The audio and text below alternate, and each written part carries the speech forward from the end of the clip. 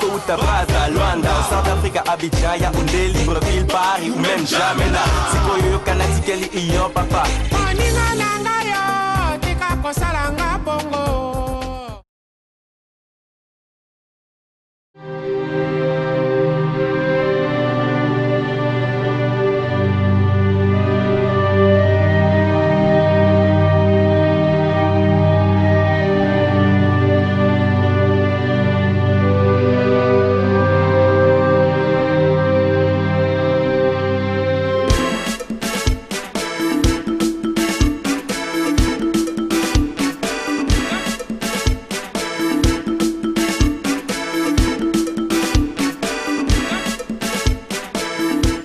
Chers téléspectateurs de Bakolo State, bonjour. Si les années 90 ont été les années de l'expansion, de l'exode de la jeunesse congolaise vers l'Europe, pour aller chercher entre guillemets la vie, Tokei Poto Koluka vie. Nakei voyager en poto, nayoki kuna baninga bakozwa Nakaina mekanzoto Souci aveni ya banana Kozonga chérie Julie Zelanga adie. Un mouvement mené par des jeunes premiers avec l'influence de la SAP et de Viva la Musica de Papa Wemba. À cette même époque, les États-Unis étaient un monde à part. Un monde considéré à la fois trop risqué et calme pour ce genre d'aventure. Barrière de langue oblige. Mais à la fin des années 90, début 2000, les États-Unis ont vraiment commencé à vibrer. Les jeunes Congolais qui venaient aux États-Unis venaient d'abord pour étudier. Il y en a qui ont étudié, qui ont terminé les études, et nombreux sont encore ceux qui continuent à étudier. Dans le souci de vous faire découvrir cette intelligence congolaise de la diaspora des États-Unis d'Amérique, Bakolo State lance cette rubrique désormais appelée « Les étudiants congolais des États-Unis d'Amérique ». Pour étudier aux États-Unis d'Amérique, est-ce possible? Pourquoi faire? Sous quel prix? Autant de questions que nous allons essayer de répondre au cours de cette série d'émissions que nous avons commencé. Aujourd'hui, spécialement, nous allons à la rencontre d'un jeune Congolais très connu au sein de cette diaspora des États-Unis. On l'appelle Fiston Talahumbu et beaucoup aiment l'appeler Joe. Il est étudiant à George Washington University, une grande université de la capitale. The George Washington University, at the intersection of policy, practice, and research, connecting all that Washington has to offer with an intellectual environment that drives progress, transforming vision into action, offering learning experiences that are rigorous, real-time, and real-world. In a city shaping the future, George Washington is a place where faculty and students don't just study the world, they work to change it. Alors, nous avons essayé de passer vraiment une journée entière avec lui. Nous étions chez lui à la maison, dans son lieu de travail et aussi dans son école. À vous tous qui nous suivez, les étudiants, businessmen installés ici aux États-Unis d'Amérique, si vous voulez participer à cette émission, n'hésitez pas, nous sommes très ouverts. Nous ferons même le déplacement de là où vous êtes.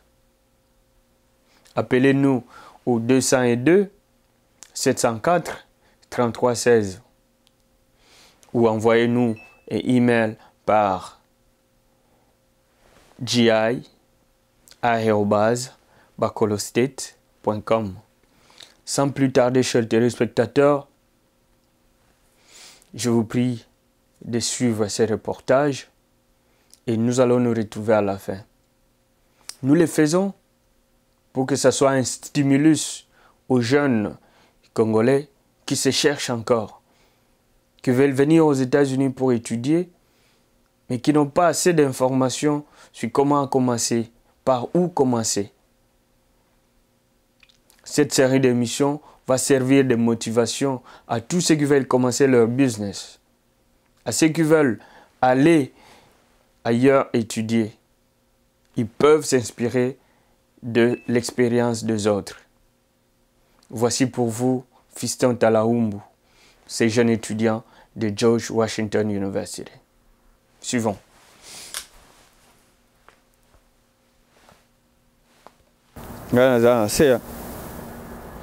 Ok, c'est bon. Totika bamboka musika tokende koluka bomoima. Ah, ça va, boni. Namboka mopaya nani ya sungayo pasina pasie akei kasilobi na kozonga atandele mopembo ezali ndeliwate akei kasilobi na kozonga oyanga bako yambanga mopembo ezali ndeliwate kozonga mboka akei kasilobi na kozonga ayama ezali ndeliwate atandele tokozonga Kinshasa pasio yo elekie ni nyokolo mboka ya mopaya pasi baninga Bakolo State. Bon, oyo kutanga naza na bureau nanga, donc naza na travailler, nazo sala ba devoir, nazo silsa ba devoir pour moni ere komi ko poussa na déjà pour na kende musala. Maintenant c'est présenté, comme moi c'est Kafuti Talaumbu. Mais batumi wa benga ngai Fiston Talaumbu. Naza marié na Mignon Talaumbu, naza na mwana moko Lorraine Talaumbu. Nasalaka na banque d'investissement wana Washington DC. Nazo continuer pe betite. Natangaka na George Washington University. Nazo sala MBA kuna na concentration ya finance. Pe nazo sala deuxième programme master na international affaires.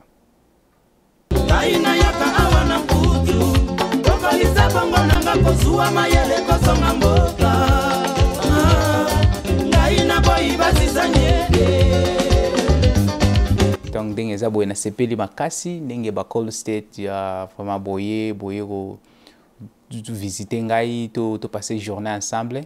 Oyebi yo moko Bakolo State toujours ezalaka ba star balekaka awa lelo pe omiki pe okanisa biso pe étudiant donc essayer loko moko est bien. Donc peut-être par émission oyo eko aider ba jeunes congolais partout dans le monde o balandaka Bakolo State pe bakoyeba kozwa pe mwa stratégie mwa moke oyo nga nazoutiliser awa ndenge ni bango pe bakoki korepliquer yango kuna na Europe na Afrique partout pe na Bujumayi Kananga partout. Étudiant na mboka nyonso azali représentation ya futur. Éducation ezali base ya développement ya mboka. Émission oyo tozosala ngo na ntina ya kolakisa bino ke bandeko na biso nyonso ba oyo bautaka mboka bayaka awa kaka mpona kosala n'importe quoi te, mais y en a qui se mettent bavandi ba réfléchir babi maintenant toza nonu ba jeune totanga kelasi et totangi ba classe to silisi to meka un peu ko kende na mboka ko aider ba jeune oyo mususu bazali kuna eloko nini ekoki ko pesa moi différence entre ba étudiants oyo bazali na Kinshasa na ba oyo bazali libanda. Est-ce que différence ezali ou ezakaka différence ya milieu? Avantage à l'école système en États-Unis ezaki ba pesio plusieurs choix. Donc okoki kopona part-time ou full-time. Yango mibaleza na ba advantage nango full-time o kezo kindango na tongo tina pokwa ou oponi part-time loko netke o nga nazo sala. Donc na ke musala na tongo après salike na bapoko wana continuer ba classe wana avantage nango ezake ozo continuer toujours musala mbongo na zo sala ezo aider yo pour futa minerval ya classe pe za na ba compagnie mususa wa pe ba aider ka ba étudiant pe bazo somelo ba livre bazo somela yo bazo futa pa minerval mususu pe ya mike donc avantage ya part-time de yango wana. Il faut que les biso na mboka pe kuna to zala pe to développer to kwa pe na ba système qui école comme des ça peut ba étudiant ba choix ebele mususu ko zala zo sala na moi azo kende pe ba classe na pourquoi ou bien na week-end. Bon, toujours kende lelo toujours beta moi tour na musala. Musala mingi na kenda na train to kei to zui train a wati na musala. Après musala to visiter pe musala na ngai. Après musala to kena bakolo state pe na école a visiter pe école na biso. Bon, sikoyo lokola ngonga lokola koki donc to kenda déjà to kende to zo métro pour to koma na musala. OK, bakolo state. Nous voulons vraiment que le gouvernement puisse prendre soin de nos étudiants qui sont ici à l'extérieur. Nous savons qu'il y a de cela plusieurs années que le gouvernement congolais prenait en charge les étudiants congolais. Bandoko pesa bango ba bourse, bandoko soutenir bango na modèle. Mais les loyo, ces histoires n'existent plus. Les Congolais se débrouillent d'eux-mêmes. Bazoko sala ba jeune na biso ba bimi ba silisi ba classe na Kinshasa ba ye awa ba se débrouiller na ndenge na bango ba tanga ba classe na bango. Mais quand même bazoko silisa que le gouvernement mette en place un mécanisme qui peut les accueillir pour que bazonga na mboka basala ba mayele oyo bazui awa bazonga na mboka ndenge tozo mona ba gouvernement ya mboka mususu bazoko sala. Alors na ba société oyo ils allaient sur place, il faut mettre le mécanisme en place pour que bon accueillir bandego oyo, surtout ya diaspora pe ba o baza libanda ba o bazo linga kozonga na expertise ya libanda bazonga nango na kati ya mboka ensemble na ba oyo baza na kati na ba biso ba tutoza libanda que nous mettons notre pierre à la reconstruction de notre pays.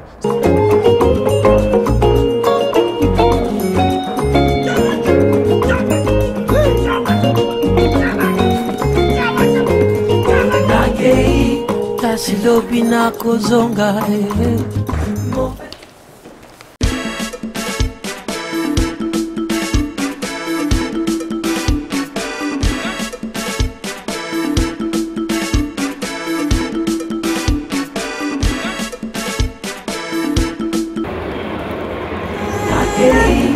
Silobi na kozonga mopembo ezali elikate o baninga Silobi na kozonga ezali seloko ya ngonga mopembo ezali là nous on a Silva Street Metro Station those are the metro zoya those are metro wati na McPherson Square that's Salama.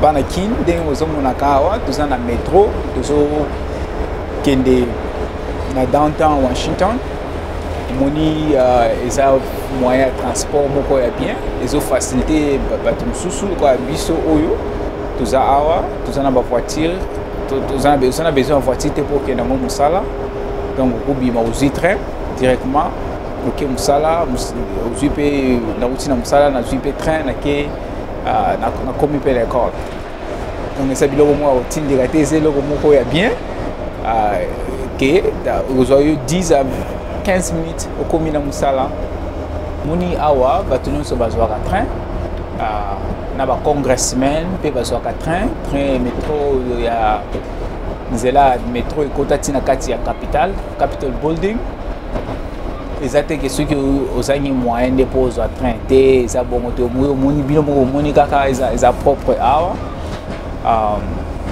tu préfères mingi train pour éviter ba mbongo ko bebisa mbongo essence ba mbongo ya ba parking pe trafic eza makasi awa Donc, ce que je train, ils sont rapides, ils ont garanti mbala moko.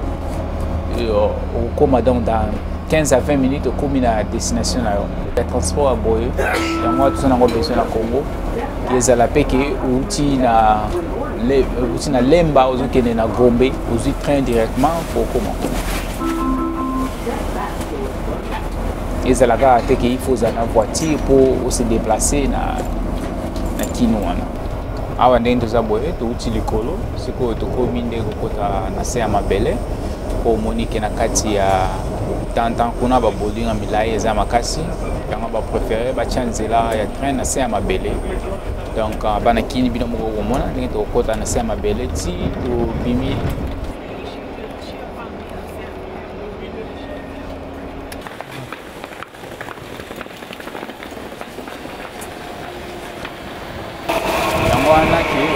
Biso pe tolingi tozonga na Congo po tokende koaide bakompagnie congolais babanke oyo eza na Congo kuna na Congo tala neti Congo mboka monene bongo toza ata na banke moko te oyo ezali parmi babanke reconnue na Afrique. Neti oyo eza publicité ya ekole na biso oyo na School of Business. Donc, le gars qui est à place toujours ça business.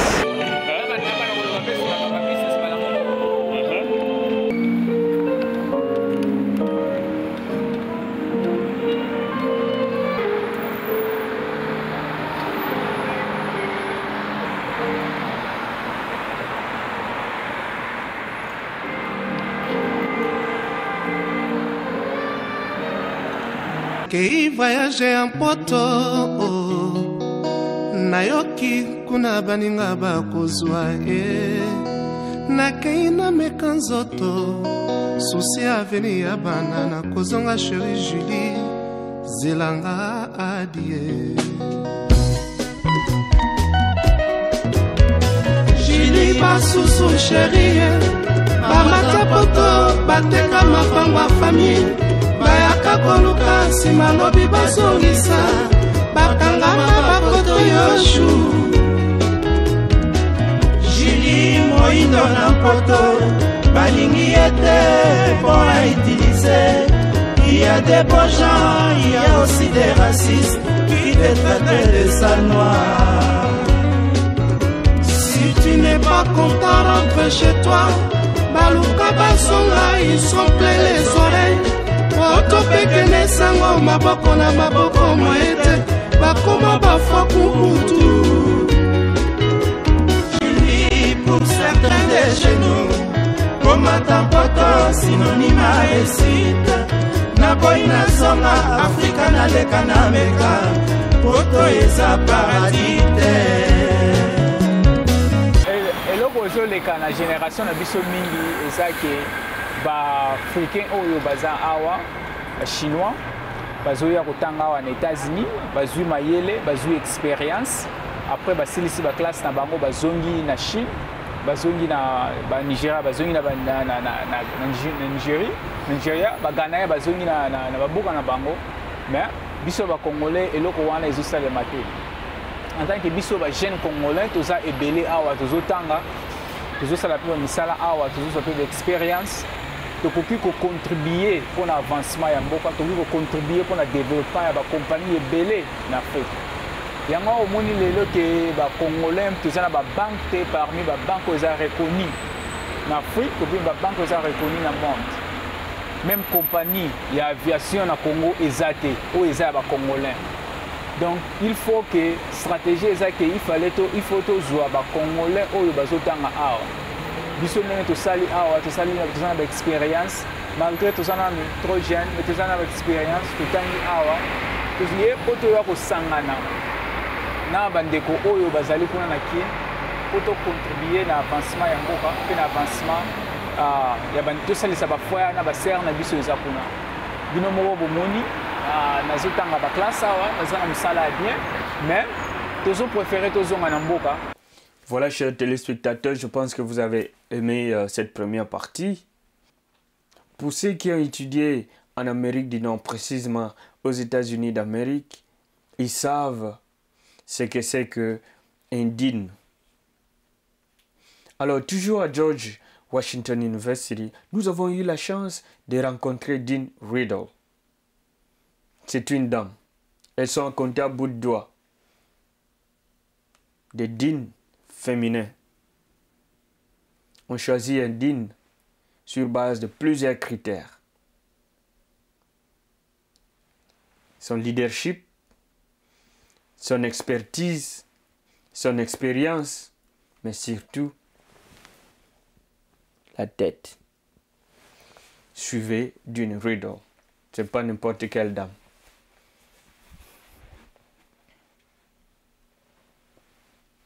Nous sommes ici à George Washington University, l'une des très grandes universités ici dans la ville métropolitaine de Washington DC. Nous venons ici puisqu'il y a un professeur. Cette dame que vous voyez devant moi, c'est une des têtes pensantes de cette université. Alors nous allons essayer de parler avec elle sur la situation économique de l'Afrique en général et aussi surtout le rôle de la diaspora africaine par rapport au processus de développement du continent. Dr. Riddle is Associate Dean of MBA Program and Associate Professor of International Business. She has a PhD degree in Sociology of the University of Texas, an MBA of University of Texas, MA at the University of Texas, and a BA of the University of Texas. Dr. Riddle, good evening. Good evening. Can you please share to our viewers a little bit more information about your background and what you've been doing, especially internationally? Well, first of all, let me say it's a great pleasure to join the show. I think what you're doing is a very important thing, reaching out to the diaspora and connecting the diaspora to countries of origin. That's really what my research is all about, really trying to understand how space and time can be collapsed, where migrants and their friends and family back home can work together in cooperation to promote economic and social and political developments transnationally. Well, the School of Business here at George Washington University has a very strong emphasis on the global economy. Specifically, we like to say our students ask, what's next? What's coming up next in the global economy? And one thing is for certain, what's next is Africa.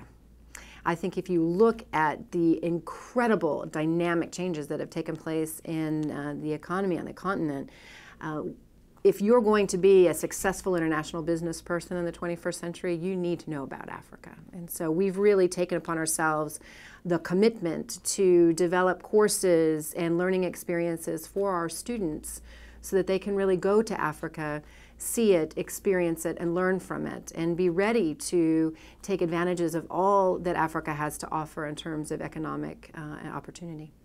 Absolutely. You've been very vocal on the role of the diaspora in the homeland economic development. Can you share with us in few words what can Africa diaspora do exactly to get Africa taken off?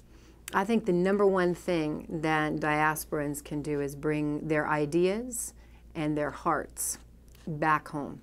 I think one of the most exciting things about diaspora investment and entrepreneurship as a field of study is that the people that really in the diaspora who think about contributing back home, to contributing to economic development, whether they're going to go back and set up their own businesses or invest in existing businesses on the ground, our research shows that they do it not just to make money, but they do it to make a difference. So we like to say diaspora investors invest with both their wallet and their hearts, most importantly, their hearts.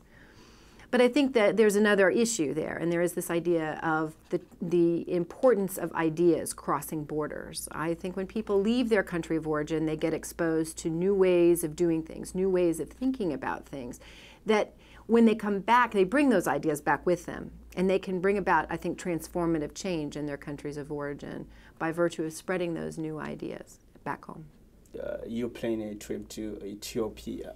Can you share to all of the viewers a little bit more about your trip to Africa, and in particular, what can Congo, the DRC, the Democratic Republic of Congo, do in terms of getting involved into that kind of project that you're going to Ethiopia for? Well, we are creating, not just my class, but in several of our classes, opportunities for our students to study abroad in Africa. So we are bringing students over to Ghana. For example, all of our executive MBA students just got back from a big trip in Ghana. We are sending students to Rwanda very soon. And then my class will be going to Ethiopia in just 2 weeks. In just 2 weeks. So what can Congo do to get involved with that kind of project? Well, I think if there are professors in the Congo that would like to reach out to George Washington University, we would be more than happy to start some conversations where we might be able to set up some collaborative work and perhaps set up maybe next year a course where our students might actually go and visit the country. Do you think about, can you be able, maybe one day, I don't know, if Congo, the DRC needs your services in terms of, teaching or these conferences and stuff, would you be interested in doing so? I would always be interested in hearing about those opportunities. Absolutely. As you might know, Congo is going through a lot of tough, very, very tough situation right now. But still, we have some young people, very passionate, very smart, that are trying to reverse the situation. What will be the motivation to all those people that are trying to get the situation turned around in the Congo? I think to not lose hope and to not lose sight of the fact that when faced with so many challenges, one of the number one things that is needed in this time of challenge is cooperation. Being able to work in a network of other individuals with similar interests and commitment to making things better and working together in a collaborative fashion to really turn things around. And I think keeping an open mind about what the possibilities are for the future, but most importantly, not to lose hope. Donc, je rappelle à nos téléspectateurs que nous sommes toujours ici à George Washington University avec le professeur, celle qu'on appelle généralement Dean Riddle, qui est une éminente professeur ici au School of Business, ici à George Washington University, pour ceux qui viennent de nous prendre en cours. Malheureusement, professeur Riddle est pris vraiment par le temps. Nous n'allons pas la prendre longtemps dans cette émission, mais le temps pour nous peut-être de finir par là pour demander au professeur. Professor, is one other thing I remember all the time you talking about. You asked that question so many times. If you have had a conversation that changed everything in your life. So I'm asking myself a question today. When I got out from your office, what my viewers can remember of this conversation in few words, what can they do in terms of getting their life turned around? I think they should ask themselves, the diaspora should ask themselves the question, what idea, what new resource can we bring back to the Congo today and in the future? And to really start actively working on bringing that into the country of origin. And I think back in the Congo, I think the question is, how can we best reach out to the diaspora and create that kind of linkage that's so critical and necessary between the diaspora and the country of origin? How can we create new channels of communication between the two? Absolutely. So as a woman yourself, we're not going to get into that because you are expert in, in business and economic development and all that. But I know in the Congo, women been going through a lot, very, very tough situation. And there's a rape going on, there's all this mutilation and all that stuff.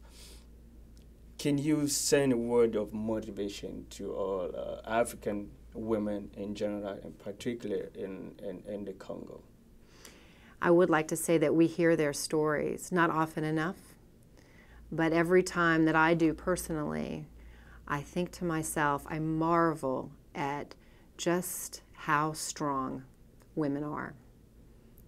Women are much stronger than we're often given credit for. We're the ones that give birth to the babies, and there's a reason for it, because we're tough. And there is hope, there is a future for women to take their equitable place in the economy and in the society. And I hope that that happens for every woman in your country as soon as possible. Chers téléspectateurs, voilà, nous sommes presque arrivés à la fin de cette émission de ce soir avec professeur docteur, celle qu'on appelle Dean Riddle. Dean Riddle, you as a woman being promoted in this position, what is your feeling? How did you get into that? I don't think I've ever looked at it that way. I've thought of myself as a good scholar, as a teacher that was very passionate about her work. But I do feel very fortunate. There are not many women that sort of advance to this sort of level in university administration. But considering the fact that we constitute half of the labor force, and half of the population anyway, I think it's important to make sure that both genders are represented in positions of power, particularly in education, but in every sphere of the economy. True, vibrant economies need a lot of help, particularly in this time of global crisis, and they need all the good ideas and contributions from both the male and female side of society. Ladies and gentlemen, Dean Riddle, simply one of the best, one of the smartest person here in this big university. Je suis vraiment très ravi d'avoir professeur Dean Riddle ici dans cette émission. C'est un privilège, c'est des personnalités que vous ne rencontrez pas tout le temps, c'est des personnalités qui ne sont pas très accessibles compte tenu de leur schedule, very busy schedule qu'ils ont, et aussi des recherches. À tout moment, elle est avec des étudiants, et à tout moment, elle est partie, mais elle a quand même accepté de nous recevoir ici dans son bureau de George Washington University. C'est vraiment un plaisir pour moi, et le temps pour moi de dire vraiment merci à Dean Riddle. Thank you very much for your time. Thank you very much. Dean Riddle. Alors, tout le monde peut que Bongo et Vanda. On peut expliquer un peu Azanani exactement et qu'est-ce qu'elle fait comme projet Awa dans l'école. Bon, Dean Riddle est un expert sur Makambo Afrique. Donc, il y a Afrique locale à Simaloboko nae. Donc, a créé depuis Azalaki a créé un programme qui a bénéficié Afrique et Belé. Le programme Soussou a créé en Éthiopie, ça a payé Éthiopie presque 60 millions de dollars. Donc, il y a un mutumoko qui pour kutana est un peu difficile, mais il a un grand honneur pour que Bakasali qui a Mbabakolo State, donc Longuna pona. Ayebi Afrique, Congo Pambate, Ayebi Éthiopie, Ayebi Kenya, Ayebi Ghana. Donc, Azamwa Simuru a travaillé très dur pour l'honneur et Afrique. Yangwana na sepeli makasi ke lelo yo bakolo State yo solo linaye. Donc, à lobby un peu quelques mots sur l'avancement en mouvement Afrique. Mais il semble-t-il qu'elle a travaillé aussi dans président Clinton. À travers le président Clinton, puis le président Clinton va host un event ensemble, à Wuchiko host un event moko à salaki na président Clinton, à na spring l'année passée. pe na partie ya ba novembre ou décembre basali 29 moko na ensemble na president Clinton a aidé president Clinton ebele pour na comprendre ba problème o ezoleka na Afrique et comme que il faut ba kende kuna ba luka mutu azana idée ya ko créer compagnie ba déficit mbongo ozumbongo créer compagnie na yo okozongisa nyongo na yo ndambo donc moi so aza parmi bato bazo initier ba idée wana yango wana sepeli makasi ndenge bakolo state asolo na ye po ndenge nini biso na Congo pe tokosala peke bapesi biso be 60 millions de dollars ou 100 millions de dollars congolais moko aza na charge wana azo diriger mbongo wana ba ye ba présenter idée pa congolais wana kei aponi comme business wana commerçant wa yena idée a bien apesi 20 000 $, 50 000 $, congolais ake a sali pe compagnie na ye pe ou bien sali mo commerce na ye après aye kozongisa mbongo ya nyongo wana.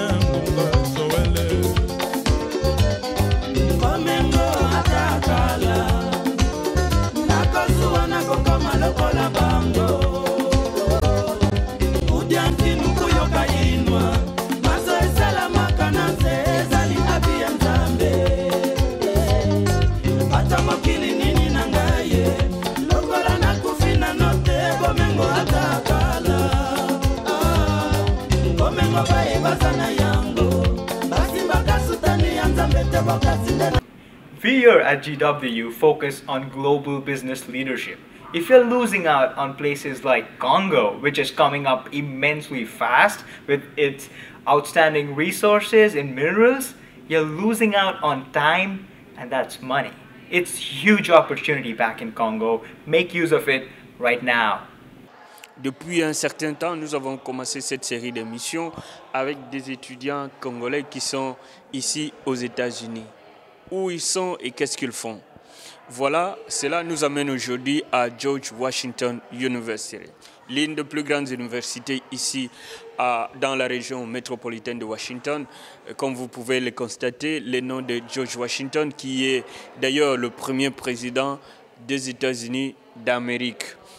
toyebisaki bino ke émission na biso couvrir aspect nyonso ya vie communautaire ya ba congolais ezala awa na États-Unis ezala pe na mikili mususu tozosala ngo pona ko motiver un peu ba jeunes ba oyo ba kanisaka que aller aux études aux États-Unis eza vraiment montagne moko à ne pas surmonter eza ba difficulté ya modèle na modèle bien sûr eza facilité il y a rien qui est facile mais on dit toujours aussi que ce qui est dur est bon, puisque le facile ne profite à rien. Mais il y a quand même des gens qui ont osé. Pour moi, qui série émission, il y a business, pour moi, qui série émission, il y a Congolais, les Congolais qui ont réussi. Tous continuent en gros. Tous les gens qui professeur à l'université, il y a docteur, des médecins congolais, qui bazali awa. Les loyaux, bisope tozali awa na étudiant moko. To meki un peu ko circuler na ye, tozaki na ye na Nandaku, binomo bomoni ndenge nini to évoluer na yeti na place na ya musala. Fiston, bonjour. Bonjour Gia. Donc merci premièrement donc je remercier yo pour na sacrifice pena ndenge to travailler journée mobimba depuis tongo toyaki to bandi na ndaku wana to ke na musala après musala to ya en école pour na ko expliquer yo pena ko expliquer ba congolais partout dans le monde, la diaspora, les biso élèves en États-Unis, les tanga, les étudiants, les tanga en États-Unis, tout ça, sacrifice pour tous les degrés, puis tous les expériences sont nécessaires pour que le lobby qu'on a tous dans le pays, pour contribuer à l'avancement du pays. Tout à fait. Alors, tu côté un peu dans moi Mozindo puisque l'émission Lelo est vraiment dédiée à yo. Alors, yebsa bisonano penser à venir aux États-Unis d'Amérique. Tu yebi ke bande ko mususu babanda ko ya awa bazoluka vi na ndenge mususu peut-être ko ya ko luka mwa musala puisque famille ezali il faut s'occuper na famille na mboka et tout,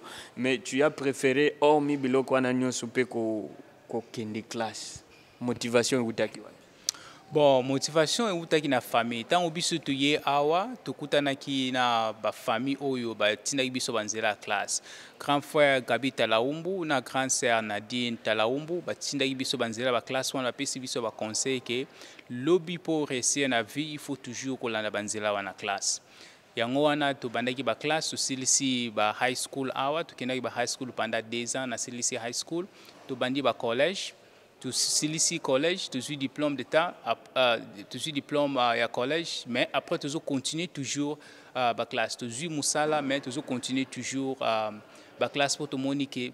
Toujours au cours de qui ça été études en tant que aux jeunes, aux en temps, aux en énergie, il faut toujours continuer les études. Il y a un moniquer, nazo quoi toujours comme manager Moussala, pe na famille, pe na classe.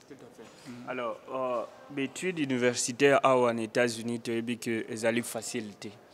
Dans côté finance, puisque tu as dit que bon, école primaire, na secondaire, les gratuite, na école publique bien sûr, mais l'université coûtera tellement cher. Alors, yo est seulement que au Kota Awa et puis les universités, il y a même George Washington University.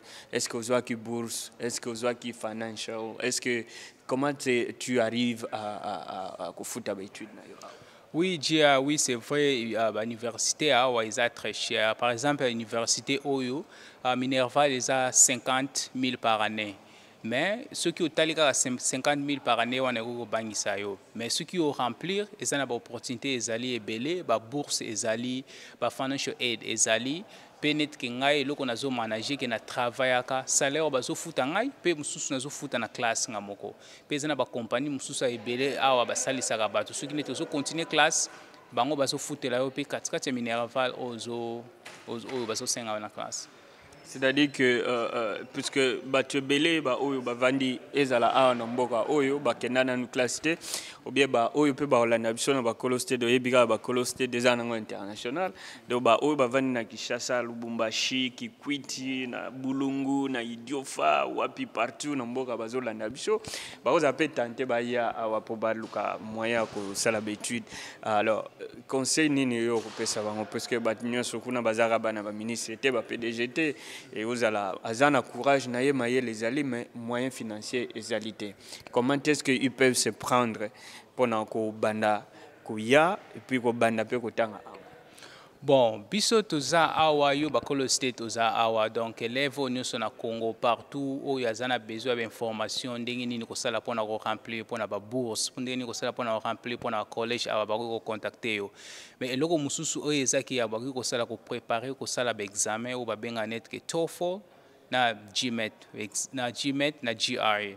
Examen wana okosomba CD obandi kotanga se yango o préparer se yango soko sala examen wana oziba point likolo bakopesa yo bourse na yo garantie. Tout à fait. Koya awa na université tebike option ezebele. Option eza tellement ebele mais yo o choisi oya kosala business. Pourquoi? Choix na yo na faculté wana ezalaki pona kosala option wana. Bon, option wana na pona ki business personnellement pona lingaka business pona moni ki business est nécessaire pour le développement ya Congo, pour le développement ya Afrique mobimba. Il faut comprendre le business ndenge nini so zo signer contrat lokola netre na lelo na Congo tozana ba natural resource, tozana ba natural resource ba mineral ebele ba diamant mais il faut y ba ndenge nini tant zo signer contrat wana na ba étranger ndenge nini oso signer ba deal wana donc so zana information à business knowledge à business wana nyo soko aider yo people ozo ba décision moko bien. Puis deuxièmement na Congo eloko na remarquer ki na mona ki tozana ba compagnie ya ba congolais te bakompagnie mingi eza na Congo wana ezali bakompagnie ya européen ou bakompagnie ya États-Unis oyo baki kuna yango namona soki natangi business nakoki kocréer nakoki tosangana bacongolais awa 10 ou 15 congolais tosangani oyo aye na degré ya lawyer oyo aye business oyo aye aza docteur tosangani biso nyonso ensemble tocréer compagnie moko oyo eza ya bacongolais baplace akozwa balone baplace akozwa bagrant eza ebele awa ezaka question ke biso moko bacongolais tosangani bacommerçant oyo na Congo kuna baleader ya mboka il faut basala bafacilité makambo ke ntango biso bajeune congolais tozosilisa awa ndenge nini tokozonga mpe kuna toke tocréer compagnie na biso ou bien ndenge nini tokosala topartner na bacompagnie oyo déjà ezoexiste kuna na Congo. Tout à fait. Alors tozonga mwasi mamuke est-ce que okoki koyebisa biso classe nini oza nango degré nini oza nango sikoyo ba classe nini ozokozwa? Bon sikoyo nazosala déconcentration concentration ya liboso nazosala eza MBA na finance MBA ko yebisa biso MBA te puisque biso nyonso te yebi MBA te ba o bazolanda biso na isasa ba yebiti MBA za nini. Donc eza master business administration. Donc ozozwa ba classe si makambo ya finance, ozozwa si ma classe si makambo ya investissement, ozozwa ba classe si makambo ya information, ozozwa ba classe si makambo ya géographie, ozozwa ba classe c'est presque makambo nyonso ozo leka na États-Unis, ozo leka na monde, ba classe mususu ezwaka tozwaka ba problème ba situation oyo ba chef ya ba compagnie bazanango ba pesi biso siko na classe to travail en tant que projet to pesi siko ba chef ya ba compagnie wana recommandation pour na ba problème o bazanango ba classe mingi ezalaka mingi ba to benga ngo ba caisse donc ezaki boye na groupe osangani botali problème o compagnie ezanango bino siko bo pesi ba recommandation chef ya compagnie faut azwa décision nini donc ezala ba classe mo ezalaka bien poser peso expérience ya vie pe expérience il y a pas problème aux yeux les compagnie na wakati ba compagnie. Deuxième programme on a ça les Master International Affairs donc wana ezali concentré mingi pour na comprendre politique pour na monde qui en tant que Congo en tant que africain en tant que congolais il faut na zala intéressé pour na makambo aux yeux en Afrique puis makambo aux yeux partout dans le monde donc Master International Affairs on les aider pour na comprendre le monde bien na comprendre la géographie puis pour na comprendre la politique il y a chaque pays en tant que futur leader donc nous devons négocier na ba chinois il faut y bandenge nini ko négocier na bango tant que nous négocier na ba européen il faut y bandenge ni ko négocier na ba européen tant on a ça dans les États-Unis on a so deal na ba américain il faut y bandenge ni ko deal na ba américain as well. Bon, et là, c'est très important que le monde soit interconnected, soit compliqué. Donc, il faut que la classe minimum où il faut se faire comprendre pour le commerce ou deal dans le pays. Ce qui n'est que les Congolais, nous avons raisonné que la compagnie, le commerce, il faut que akoteka ba produit na ye na Ghana ndenge na koteka ba produit na Nigeria pas toujours na Congo pambate ou bien na Kin pambate parce que ba client soko bimi na kati ya Congo ba client pe baza ebele omoni avantage c'est que ba Nigeria ba Éthiopien ba pays mususu bango bazo développer très vite parce que bango ba comprendre stratégie wana bazo zwa et groupe ba décision mingi eza na groupe ozui ba jeune oyo batangi awa ba jeune batangi na Europe ba jeune batangi na Afrique osangisi bango ndenge nini tokosala po compagnie avance ndenge nini tokosala po ke projet to réaliser projet ezataka il faut mwana na yonde azala nde chef a compagnie ezataka il faut ka famille nde azala nde chef a compagnie pour so kanisa pe bongo business na be commerce na yo compagnie no go avancer penza makasité so ndende soko lelo soko total na liste que parmi ba 300 banques reconnues en Afrique na Congo tozami matana banque moto eza parmi ba banques respectives ba banque eza reconnues en Afrique donc moni que ça na problème parce que biso nous stolingi au garder na famille ou bien au garder ango ya yo moko mais il faut to chango na stratégie que na lingi au dominer au lingi profiter et ça le mapombo quoi et mboka et profiter et créer ba misala population bandeko ba congolais mususu ba gagner pe Même pas Banque centrale du Congo, je ne sais pas, du Zaïre. Ils appellent la liste. Bon, Banque centrale ya Congo, problème nango est que il faut pas kaka ezala wana kaka prêter kaka bambongo. Il faut Banque centrale, ko la Banque centrale États-Unis awa, babengango il faut zala creative ndenge nini na kosala pour créer ba misala. Ndenge nini na kosala pour exiger ba banko eza wana na kin. Babanda kopesa ba loan na ba congolais, babanda kopesa ba loan na ba commerce za wana, babanda ko forcer ba banko eza wana, babanda kopesa ba loan pour batu ba nyongo pour batu babanda ba commerce, babanda ko se débrouiller. Pe na système sous en États-Unis basala net que banque centrale et garantir ce qui que banque pesi nyongo na mutu akeno banda commerce ki mutu wana zungi si angote banque centrale et garantir banque wana.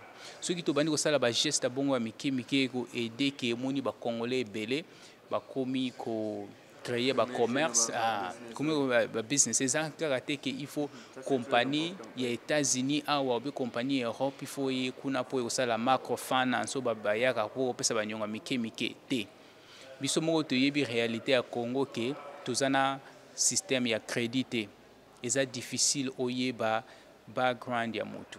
Mais qu'est-ce qu'il faut faire alors dans le cadre de moi on a bien management ya nini bozozwa qu'est-ce qu'il faut faire pour na coach na moi ba système wana ya ba crédit et aussi est-ce qu'il est possible d'avoir aussi des banques privées responsables et puis fiables ou basées crédibles dans le Congo? Est-ce que moyen zali?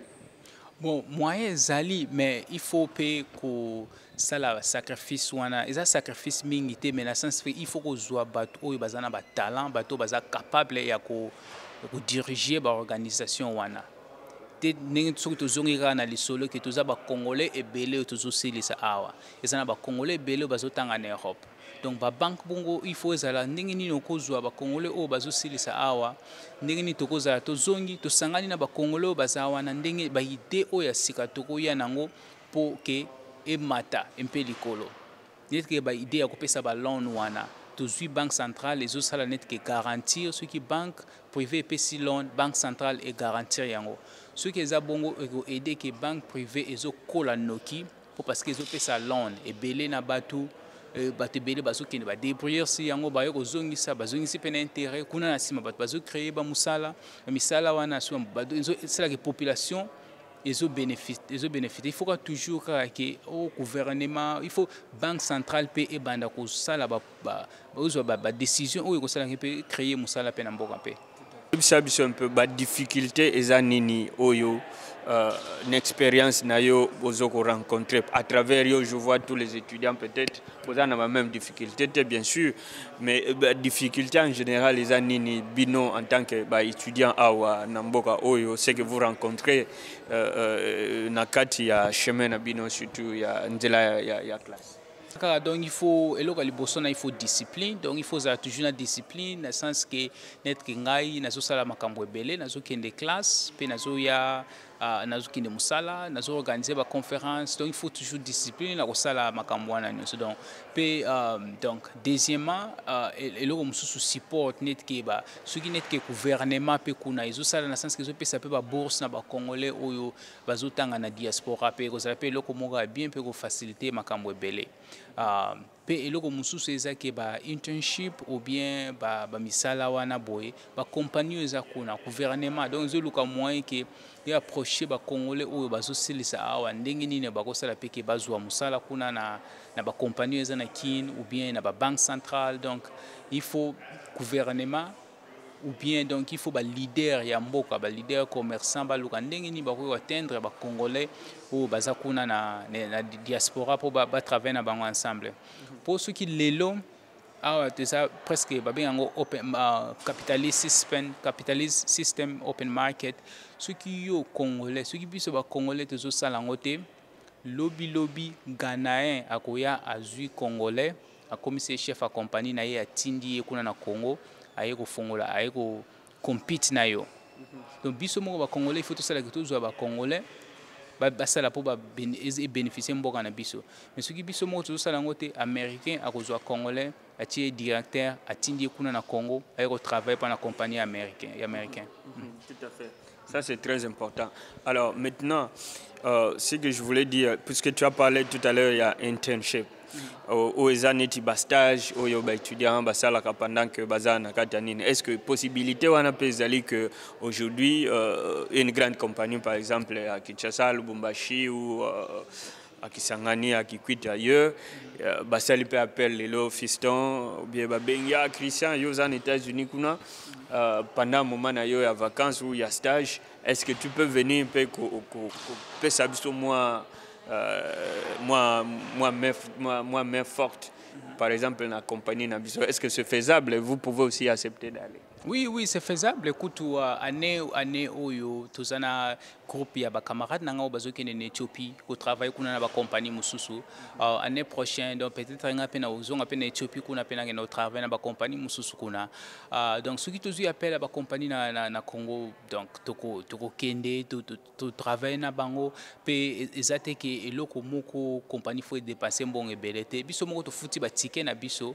Et ça que tu créer connexion puis tu aider compagnie à avancer peu avant ce qui compagnie a reconnu que contribuer peu na avancement et école puis et ko na suka wana ce qui tu sali musala que ba sepe nango ko zabi sepe na misala qui transport est un peu difficile ko soit ko kende même ko longa wana na ngame mata na ngaba wana ko kende tina campus ou bien mutazo kuta gombe kuna pas kende campus transport est un peu facile mais il faut pas toujours ba concentrer sur ko conduire voiture ce qui même muto azana voiture ko tika pe voiture na nda ko pe azui bis ou bien ko zo train mais malheureusement na pays wana tuzana ba système ya ba train te donc yango wana ko senga que il faut gouvernement ou il faut ba commerçant ba raisonner sur système wana pour parce que ce qui train ezali il faut faciliter ba élèves belé ko kende ba classe il faut faciliter ba te belé pe ko kende ba misala et aux alateka toujours il faut mutu azwa voiture pour déplacer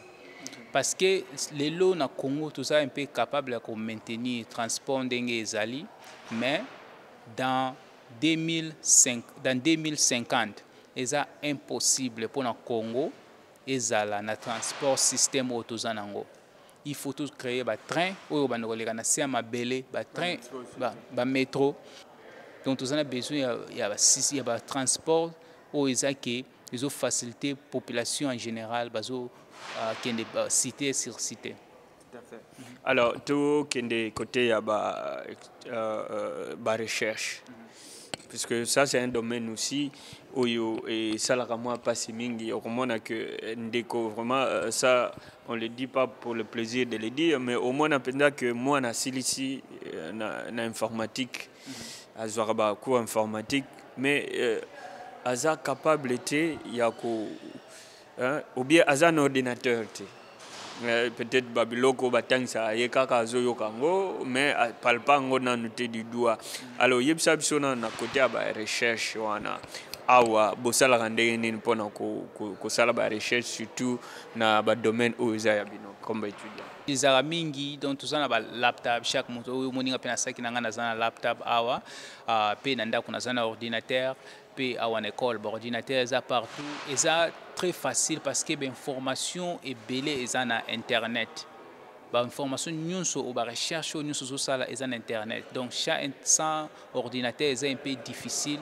pour élève azala capable ya kuyeba makambo oizolekana ozala makambo ozolekana na Brazzaville makambo ozolekana na Brésil ou bien makambo ozolekana na Europe donc internet est eloko moko est nécessaire pour l'avancement ya élève yango wana osenga ke ba école oyo ya Congo wana pe il faut baluka moyen ndenge nini na kokotisa pe ba ordinateur ou ezaki ceux qui élève aye à utiliser en peu pour na ba recherche à utiliser en peu pour na ba devoir ya classe access je m'excuse ba access na ba library mususu esale maka via internet et puis ezana ba cours mususu professeur akoko tinela bino sujet na ba email boluka ko sala mo ba recherche dans un système ko ba ben yango donc Blackboard na système wana ezaba posta ka presque ba université nyonso en États-Unis ba utiliser yango donc da Blackboard wana professeur pour atie devoir kuna atie mingi pe ba papier bokosala eza kuna biloko nyonso atangisi boyeka na classe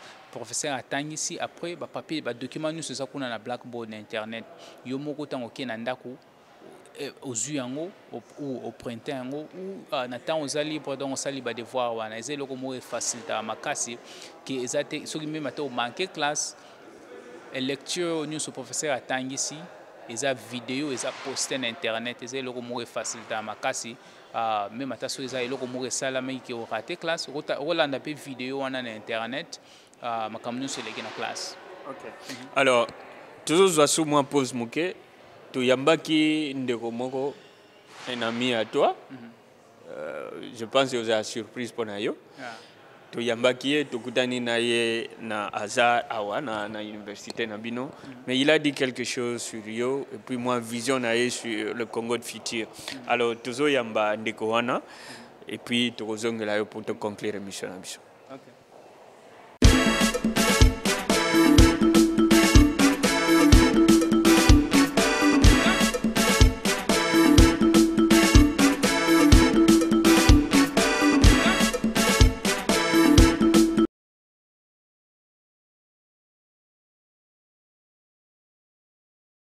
Alors, monsieur Christian, bonjour. Bonjour, Non, ça va bien. Santé Kitoko? Ouais, ça va.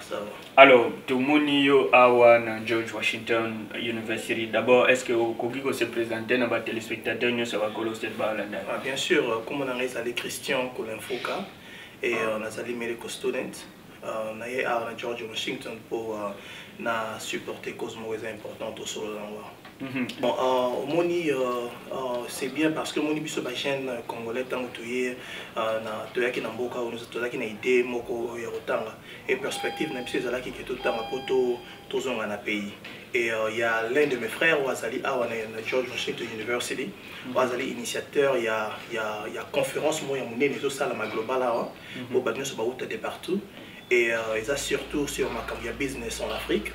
Et bon, yango wana étant que biso to zape batu ya corps médical toye banini to ko incorporer makambo ya kotala médical na business nini to kosala ngo pour justement et bénéficier à Afrique. Moni États-Unis za pays moko opportunité, ils ont opportunité nyonso. Donc ça veut dire que au Congo ko gagner vie facilement, au Congo ko se perdre facilement. Et ça justement, ils ont dépendre na choix au yolingi. Et voilà que biso tout le monde qui ba ene na biso ba ene na biso ton bayaki ba salaki quelques erreurs au balanda qui justement vit peut-être regagner nini ko kende. Et nous voulons peut-être biso to linga que génération de ce temps toya to mettre un peu ko changeant. Ça veut dire qu'aller à l'école et to tanga et puis tozonga na mboka pour to pesa ba knowledge oyo business tozana ngwa to contribuer na mboka.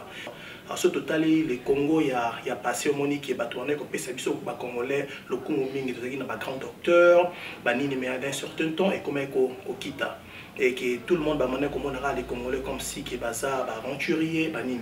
Et voilà aujourd'hui notre génération nous avons dit que non, en tout cas c'est fini, il faut toucher son sa image oyo les Congo au azalaki en avant. Et moyen de trouver que ça image on les a qui na école que se battre que tanga que un peu titre parce que on a payé au tout ça nango et ça a facilité que ça titre belé que ça diplôme belé na mboka to reçoit tant puisque na série à émission oyo to bandina ba étudiant congolais to reçoit tant to vanda vraiment na Christian to landa pe yé na ndenge akenda ka classe na ye moi musala na ye ate ya biso pena lobela biso pena en profondeur sur programme na ya zoro sala mais lelo yo est-ce que ozana moi ya roloba sur fiston oyo ça parmi ma connaissance na yo boyebani moi longtemps quel genre de personne il est? En tout cas fiston za garçon qui na encourage la mingi et parce que ça garçon calme mais le co c'est plus ça mingi surtout que ceux qui alignent ça les locaux malgré les difficultés à Rosalango et pour le connaître réussir ouais, c'est ça et je reconnais encore que tango George Washington University là qui est lettre il y a admission qui notre numéro à l'université oyo et à Ipsenga qui notre Christian on y combat Congo et au Canada et nini boye et na lina côté ça vraiment Congo ya Congo na université oyo pour et tombola le kumambo kanabiso et voilà à Salaki qui ayaki a et puis à fungoli ici club ya African Business Association et surtout na focus il y a que justement pour créer un business en Afrique et surtout dans notre pour profiter pour na tombolani na pays ka fiston za garçon moko qui j'encourage na éviter ni na koloba. Donc il s'est battu, mais dans la seconde, les lots, tout le monde qui est comme Koloba, à la université, ils allaient parmi les grandes universités aux États-Unis. Donc à Saliango et voilà, donc c'est un garçon vraiment très bien. Tout le monde qui est dans la classe ensemble, des Congo ici, tout le monde dans la classe ensemble, tout le monde dans la high school ensemble. Nous avons étudié ensemble, tout ça les examens ensemble. Et maintenant aussi ça qui high school, tout c'est séparé qui, on a école, mais Monique, à se continue toujours. Tombolisa Congo. Mais je profite aussi de l'occasion pour remercier Gary parce que Moni oso considérer biso parce que émission les ajustements des émissions car peut-être il y a star banini mais voilà aussi aux initiatives il y a aux rubrique il y a élèves voir peu batubaye banini élèves à basan des États-Unis la difficulté ni tout ça la difficulté ni tout ça la nango et puis na ndenge ni tout ça la po to comme na niveau tout ça nango donc c'est ça donc vraiment je te remercie au continuer pour encourager non pas seulement les jeunes africains mais les jeunes congolais dans le pays mais même ici aux États-Unis qui va comprendre que malgré tout ça job na yo zimbon tout ça même les études c'est nécessaire mais il faut vraiment tous auront en considération et puis les études ça la facilité qui est ailleurs. Donc les jeunes congolais ici aux États-Unis ce qu'on donc difficultés à nini donc soit classe vraiment et le important pour l'avenir et puis contribuer à Congo. Tout à fait. Mais Christian, biso est toujours autant en Anna, Chassa wana bozari pe moi jeune moké. Et ça là qui que ba mouvement nyonso oyo ya ba réclamation ya koluka changement na mboka ya osala boye et banda ko wuda et pas ya étudiant. Boyo ka biso na ista to bandi boye ou bien na Unikin basali boye ou bien kuna basali boye. Mais aujourd'hui apparemment les étudiants congolais bazo s'effondre na bango moko de yora susu ba mouvement vraiment ya étudianté organisation peda ya nini. Est-ce que vous avez moi message juste en 2 mots puisque tous habitués aussi par le temps moi message mon voyage en 2 mots pour lancer na ba étudiants congolais ba oyo baza sur place na Kinshasa. Bien sûr na mboka disons ba étudiants baza na mboka faut comprendre que études eza yangonde moto et dirigeant le pays. Donc ça veut dire que bo la té ça veut dire ba mouvement oyo au ningo lobi ba no sala wana qui est élément. Et je lance aussi c'est pour cela tous un procès à fongolisa organisme moko to babenga ngo Congo Youth Moving Forward et aux ala ba jeune congolais en États-Unis tout qui déto organisation on a to kene na Congo et puis stimuler de ba jeune to stimuler ba jeune to bisa bango que non voilà bola la té to continuer bo telema ba ni nyos bono sala wana to bono sala ngo ba activité et tout donc poto ni ça vraiment jeunesse la biso ezoya na quatre études quoi mais message ils allaient justement beau continuer beau ticater mouvement et tout ça la études et tout et surtout au centre d'Arabino Nabino et voilà nous ici nous allons faire de notre mieux peut-être to yebanini to ko bana ko ya ko aider na ba livre ba big ba nini poto ko dit ça justement il y a pays na biso.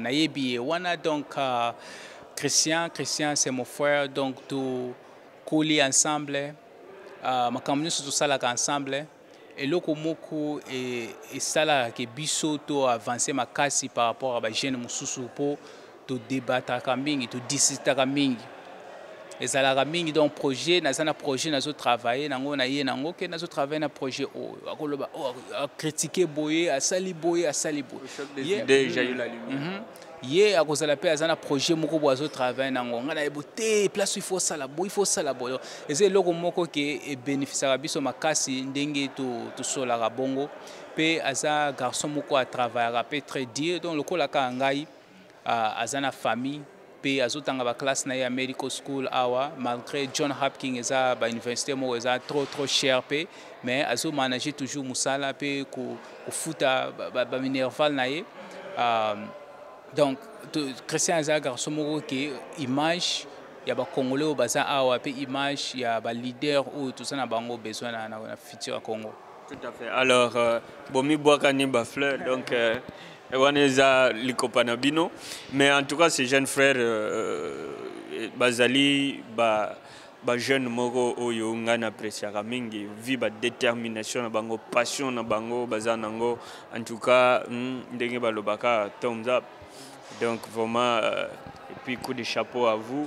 Je pense que le Congo de demain a besoin de vous, a besoin de support. Il y a Moutinioso, support, il y a Moutinioso pour que Tomeka pousse le Congo et Kendeli Bosso.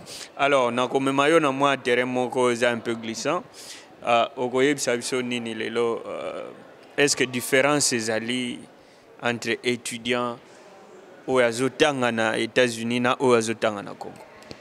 Et ce que ezali quelle est cette différence? Bon, wana ezali question moko biso to loba ngo to district ngo pe mingi na ba camarades mususu bazotanga kuna quoi ba ça à la fin hein. OK. Quoi ba sami bo différence ezali réalité yo moko yebika donc ngana yebi na ngango bon tanga na katite bon eloko to tiko loba lokola net ke ba ordinateur oyo tozana ngo awa tozutiliser yo mo ba devoir na zo sala eza mingi na créer ba spreadsheet ba devoir na ba classe na biso eza ba situation où ezoleka na compagnie sikoyo il faut chef à compagnie azwa décision biso toujours travailler si yango poto pesa bango ba recommandation eloko wana éviter se na kini basala yango pe mais biloko mususu lokola net ke donc la classe na biso eza mususu ba 3 heures du temps donc toujours comme ba papier toujours présenter eza nako il faut Congo biso na Congo tozana musala makasi ya kosala poto koma na niveau oyo impeke États-Unis ba colonne États-Unis ezali yango wana omoni eza un peu cher eza un peu cher ozofuta ba 50 000 par année eza na raison eza na raison nango donc eza na ba bénéfice na makasi pe ba eloko mususu eza biso tokanzaka classe ozokende classe ka po tanga livre te classe ya awa mingi ba classe ba MBA ba master ba PhD ba law school eza mingi pour créer relation pe pour créer connexion na bato mususu parce que en tant que yo lobby comme chef ya compagnie okosala compagnie obana kosala ba deal na ba compagnie mususu compagnie okolingo kende na pays mususu po kende kofongola bureau kuna compagnie en tant que compagnie chef à compagnie okolinga nde travailler na bato gouvernement mususu kuna ba connexion zo créer na école là ko faciliter yo osala makamwana facile. Il y a aussi problème, il y a ba shift. Il y a ba classe. Bino awa apparemment on donne quand même l'opportunité yozo sala et puis yozo kende classe. Au choisir peu programme yozo convenir na emploi du temps na yo et concilier na musala na classe, n'est-ce pas? Avantage mususu yango wana awa bapesi option ya part time ou bien full time ngana zana option ya part time pour nazo sala musala na moi na poko ande na ye classe eza na advantage nango ba advantage mususu eza ke musala o nazo sala bazo futa pe ba classe advantage mususu pe ya wana advantage mususu ya part time eza ke ba situation mususu tozana ngo na musala ba problème on na musala nango memango na classe to travailler c'est yango na professeur to travailler yango na ba élève mususu eza avantage mo makasi ozate na besoin faut sil sa classe pour o mega mpe ko utiliser makambo oyo ko na classe makambo so na classe ko utiliser ngo mala moko na musala right away ndenge ba right away donc ozana besoin te geozela immédiat. Ndeko moko jeune frère nanga moko nalinga pe mingi ayebisanga elo mo alobi mais okoki kokoma jamais mutu na rang ya ba ministre que otanga ba classe ka na Kinshasa osilisi pe na Kinshasa obima jamais libanda obima jamais libanda pona koyeba mwa ba makambo ezoleka ailleurs yo selon yo omoni assertion wana ndenge nini? Bon, selon nga pour répondre on peut se regarder d'exemple chinois na Chine na India. soko tali majorité ya ba leader na Chine, soko tali majorité ya ba élèves na États-Unis awa etondi ba chinois ba bandango depuis kala bazotinda ba élèves na bango, bazotinda bana na bango, bazotinda soki kaka chinois oki osala examen uzwi ba point likolo batindi yo na États-Unis otanga awa osilisi bazongisi yo kuna ke travailler kuna osilisi ozongi kuna bakati position ya ministre batio pona nini bazo comprendre que États-Unis réalité que eza les premières économies dans monde. États-Unis eza na ba compagnie ou ezo deal na monde.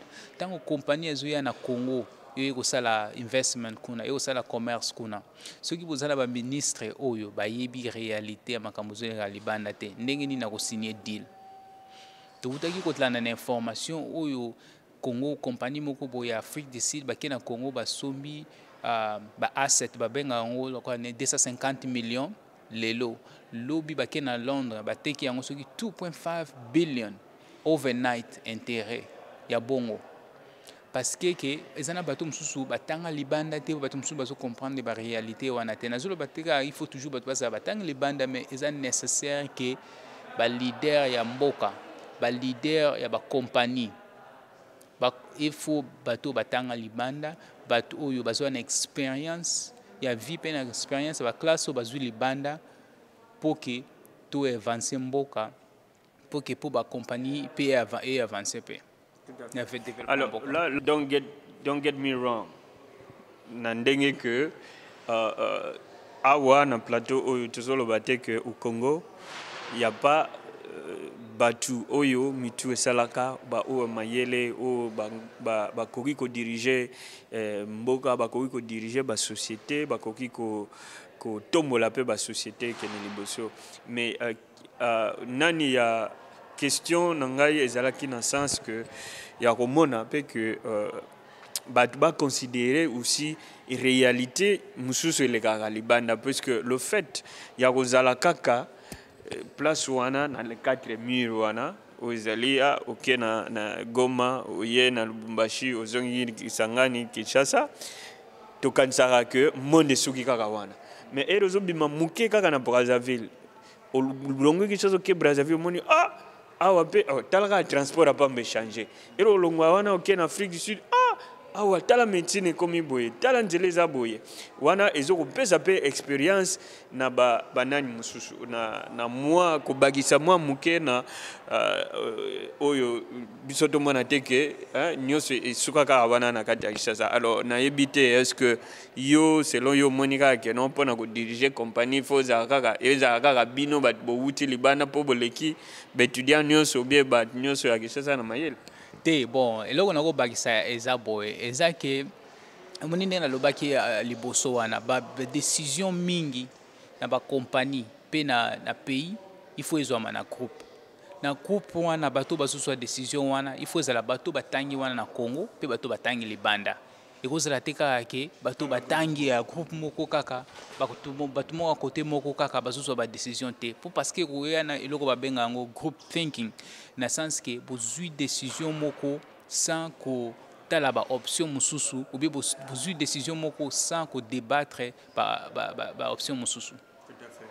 Alors, lelo, toujours mona awa, puisqu'on va finir presque par là, toujours mona awa aux États-Unis d'Amérique, président Obama a zali en train ya kokode sa loi moko, où ils ont remarqué que tout oyo bazoko ou talibanda, étrangers belé bazoya totangi ba chinois ba indien ba simbi côté ya par exemple médecine et simami na ba indien côté informatique simami pe na ba asiatique et tout mais bazomona que après avoir terminé leurs études ici mbala moko ba récupérer bango na bamboka na bango baki ko sala kuna alors awa politique moko na gouvernement Obama ezali que bazolinga ko décourager aspect wana ya makambo ezake bino bosilisi ba pesi bino nationalité mbala moko puis ba pesi bino musala kitoko pour décourager bino bozonga na bamboka na bino po mayele oyo bozwi en Amérique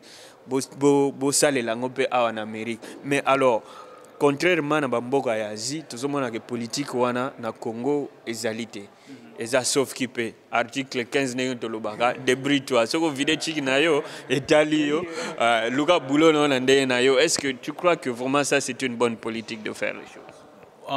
Bon, et là il faut to réaliser que au moni ba américain bango baza ba bien bango forward thinking na sens que ba moni déjà ba chinois ba komi ko soki ka élève asilisi ba ye bazui mbala moko bazongi ba pesi musala moko a bien ba indien bazo sala pe bongo siko ekomi ba nigérien bango pe ba niko sala pe bongo ba ghanaien bango pe ba komi ko sala pe bongo ba moni ke soki to tiki boy partout dans le monde ba tunso ba komi ko sala pe bongo yango ba changer loi na ba komi ke donc soko silisi classe ba pesi mbala moko citizenship. Donc comme citizenship ou bien ba papier ko travailler awa mais biso pe na Congo il faut to sala pe pour un avantage ya Congo. Biso ba Congolais toujours silisa awa il faut Congo gouvernement ba compagnie yo fongola ba porte net que donc il faut fongola ba porte que mutasisi musala sisi ba classe awa ayiko po ngai biso ba Congolais mi toujours silisa awa to sana ba option ya ko travailler awa yo ba kolo seto yaki na musala nga muni musala nga za à l'aise ba so futanga bien ina o préférer na zonga na Congo kuna po musala na zo na Congo ezana important et belé nazo contribuer na développement ya mboka musala na kosala na contribuer pour mutazo musala pour payer avancer un peu différence ne yango wanande toko zala teka tuzeleka ti muta silisi ou bien ndenge nete avant que tu muta silisa boye bozuye ou bien bo proposer ba option ngana lingi ke tango ngana zo silisa classe na sana option una kende ko travailler na New York na ba investment banking ou bien na ke travailler na Banque mondiale ou bien na ke travailler na Congo ou bien na travailler na Banque centrale ya Congo ou bien na travailler na Banque centrale États-Unis na sana ba option wana nyonso ezala kaka te ke biso ba so mutazo considérer ba option atie Congo na kati te il faut Congo pe ezala pe parmi ba option oyo mutazo na otanzo si sa classe mais il faut pe Congo et fongo la porte pour nabino. Alors voilà chers téléspectateurs, vraiment nous sommes arrivés à la fin de cette émission que nous avons eu à nous entretenir avec Fiston qui est un jeune Congolais qui vit aussi aux États-Unis, principalement dans la région métropolitaine de Washington DC, comme Gia le dit toujours la capitale du monde. Mais c'est un jeune qui s'est donné aux études. Aye à côté classe, azoko continuer au côté classe, azana famille, azana musala kitoko, mais message azoko tinda lelo yo tout ça les mission pour nous la que c'est le plus intelligent ou le plus beau ou le plus riche de tous les étudiants congolais à l'extérieur, mais tu l'as ici yango pour motiver un peu les jeunes oyo bazana na Congo et à côté là que bandeko na bango ba ya awa balala kate ba ya awa pona ba meka un peu ko chama yele na bango pour que bazonga na Congo. Alors vraiment na autorité mboka na biso nous demandons qu'il y ait un chantier. Toyoka ki ba 5 chantiers, to lingi chantier moko ezala pona ko s'occuper na ba Congolais jeune diaspora oyo zali libanda batu baze belé bazana ba domaine ya modèle na modèle bo mona ba o ba sa ba médecine ba o ba sa ba ingénierie ya modèle na modèle batu ba business bango nyuso bazonga na mboka ba ya ko travailler bo fongola mitema ezaka te ke kombo oyo to yora depuis to botama nano te ti lelo ezaka ba même Congo wana. Mais non, le monde a évolué, on combat les erreurs du siècle avec les armes du siècle.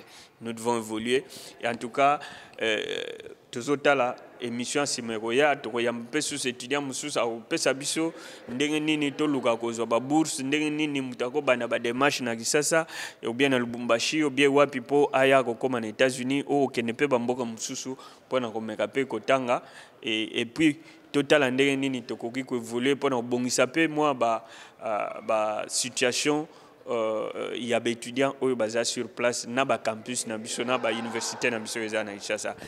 Merci beaucoup Fiston pour natana yo ezaki plaisir pour na biso ko yamba yo. Merci beaucoup Bakolo State donc na sepeli makasi yo mesana mingi ko yamba ba star mais lelo yo yamba biso ba élève yo yamba yo yamba biso ba tapamba donc na sepeli makasi eza contribution na yo zo sala pour na développement ya Congo pour ceux qui lobby kuna ke Congo ekomi ki bakomi ko créer ba post scholarship bakomi ko créer ba kama ba bourse bakomi ko créer ba programme ou bakomi ko considérer puis biso koto na diaspora pour to bana ko travailler na ba centre banque to bana ko travailler na ba compagnie privée eza popo na yo po ke yo muto bandi nde makambo po toujours yo bandaka makambo déjà.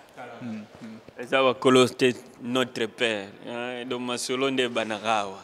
Yango nde muto bota batinyoso. Ashoyo elekie ni nyokolo. Mboka ya mopaya pasi baninga. Atandele tokozonga Kinshasa o. Pembeni ya bayeba ndakayo. Atandele tokozonga mboka o. Mboka babota biso. Atandele akei kasilobi nakozonga mopembo ezali eliwate o baninga akei kasilobi nakozonga ezali selapo yango.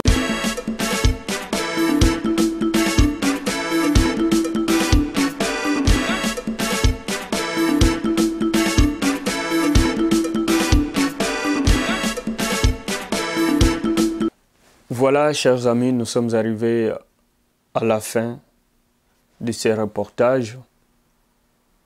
Je pense que vous avez suivi avec nous ces jeunes étudiants, Fiston Talaumbu.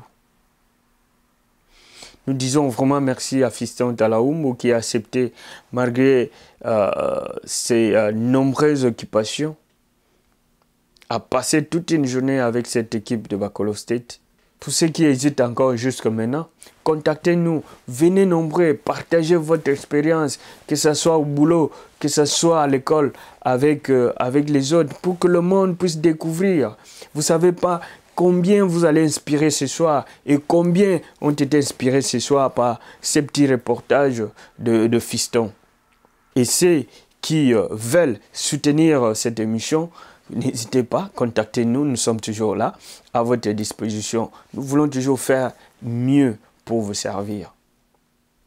Alors, pour terminer, nous lançons un appel à l'autorité congolaise. Toute cette jeunesse, toute cette diaspora veut revenir au pays travailler, participer à la reconstruction de notre pays, retransmettre cette expérience acquise à l'extérieur. Donner le moyen.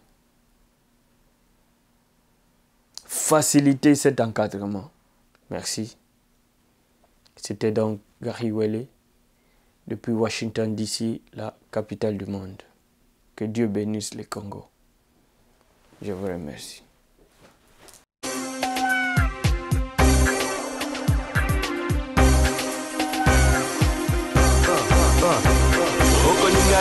Soit au Tabaza, Luanda, South Africa, Abidjan, Yaoundé, Libreville, Paris ou même Jamena.